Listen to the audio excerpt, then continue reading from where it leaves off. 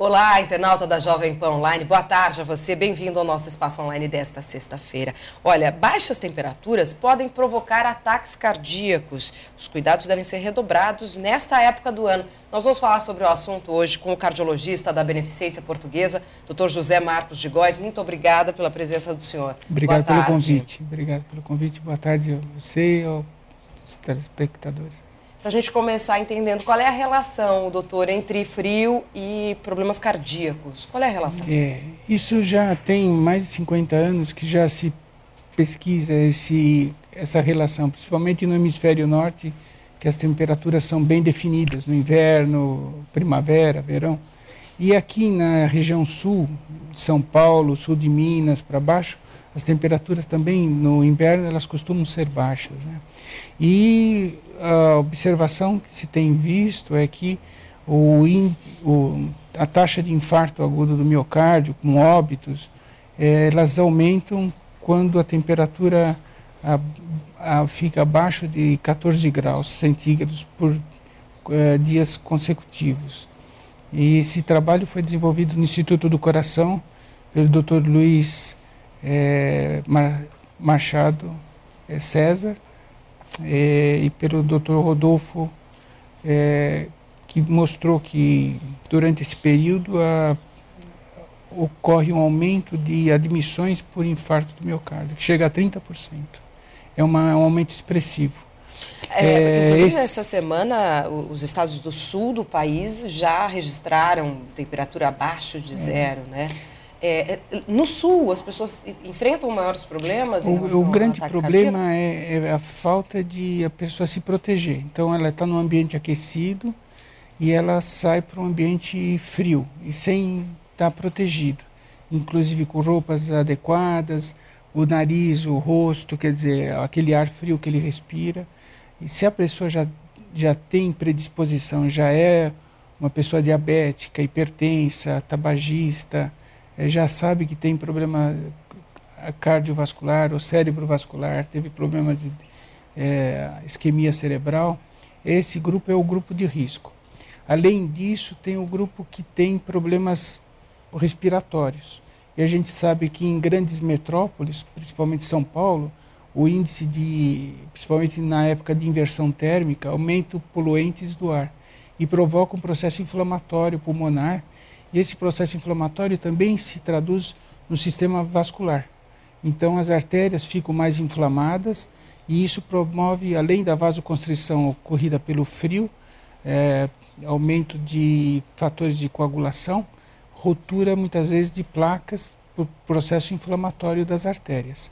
Essas placas de aterosclerose podem desencadear um infarto agudo do miocárdio ou às vezes um acidente vascular cerebral ou acidente vascular encefálico, que é o chamado derrame. Ou então essa associação frio e poluição significa uma bomba. Infelizmente nós temos aqui em São Paulo nós temos dois componentes. Exatamente. Por exemplo, se você vai para um lugar frio, tipo Campos do Jordão, e que a poluição não existe, você tem que se proteger da parte do frio e geralmente você passa bem da parte respiratória, né? Geralmente não tem o componente de poluentes, que isso prejudica muito, principalmente aqueles que têm doença pulmonar obstrutiva crônica, que é um enfisema pulmonar, ou tem bronquite, ou asma, né?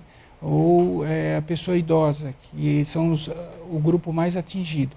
Por isso que a vacinação desse grupo no outono é importante, porque você consegue prevenir as reinfecções, as inflamações pulmonares e muitas vezes de tabela problema coronariano. Olha, e por falar nisso, e problema encefálico, né? Começa amanhã a campanha nacional de imunização Às vezes contra a pessoa gripe. pensa que tomou a vacina, ficou gripada por causa da vacina. Na verdade, pegou outro vírus.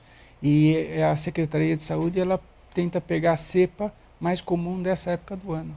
Então, as pessoas que são mais idosas, que têm problemas respiratórios, é sempre prudente consultar o seu médico e tudo para aderir à campanha. É importante se vacinar todos os anos também, né? Também, não adianta tomar uma vez só a vacina, exatamente. Né? Tem que ser frequente, constante. Porque eles mudam, o vírus ele é um ser mutante, né? Então ele pode mudar a estrutura, porque é um ser bem primitivo e ele muda muito, ele muito mutante, né? Então, de um ano para o outro, ele... Já se altera, né, geneticamente. Então, a Secretaria procura ver aquele que é maior predominância daquele ano, né? Olha, a campanha, aproveitando que a gente está falando sobre isso, a campanha nacional de imunização começa neste sábado e para grupos, né, que são reunidos aí pelo Ministério da Saúde, idosos devem se vacinar, gestantes, profissionais da área da saúde também, né? Também. Isso é muito importante. Olha, nós estamos conversando hoje com o cardiologista da Beneficência Portuguesa, José Marcos de Góes. Estamos falando sobre as baixas temperaturas que podem provocar maiores problemas cardiovasculares. Estamos ao vivo e queremos a sua participação também pelas redes sociais. No Facebook é só você curtir a nossa página Jovem Pan Online, deixar por lá a sua pergunta ou o seu comentário. Pelo Twitter, @portal Jovem Pan, ou escreva uma mensagem por e-mail, espaço@jovempan.com.br. Esse é o nosso endereço eletrônico. O senhor estava falando e eu lembrei, essa semana, eu vi 3 jovens correndo pela Paulista, fazendo exercícios físicos mesmo, bem coladinhos na avenida. No final de tarde, estava bem frio, os 3 sem camisa.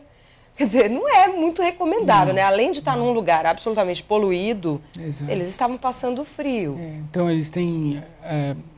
contra alguns fatores. Apesar de serem jovens, as artérias podem sofrer espasmos durante uma sobrecarga de frio e poluição.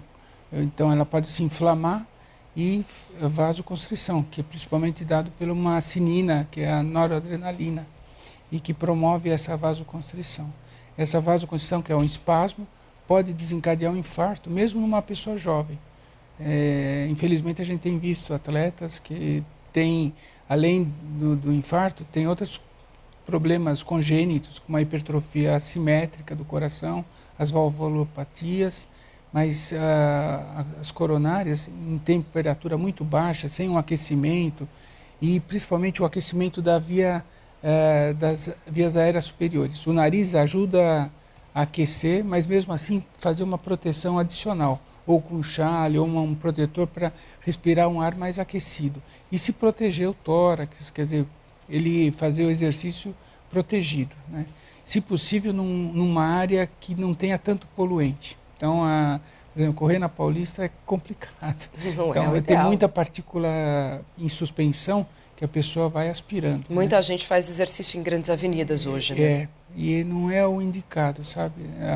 Pelo menos, e na época de inversão térmica, a cidade de São Paulo, ela é infelizmente muito prejudicada por isso. E o ozônio dos parques? Então, os parques acabam sendo também outra que você acha que está protegida pelas árvores e tudo, mas também, por exemplo, fim de tarde, você está com uma saturação muito ruim para a parte respiratória, né? Então, o ideal seria na parte da manhã, e evitar áreas de grande fluxo de caminhões, ônibus.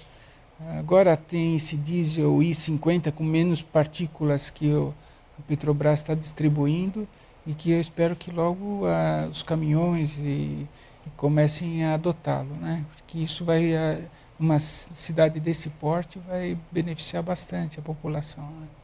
Nós estamos recebendo hoje no Espaço Online o Dr. José Marcos de Góes, cardiologista da Beneficência Portuguesa. Daqui a pouco tem mais um bloco para você. Até já.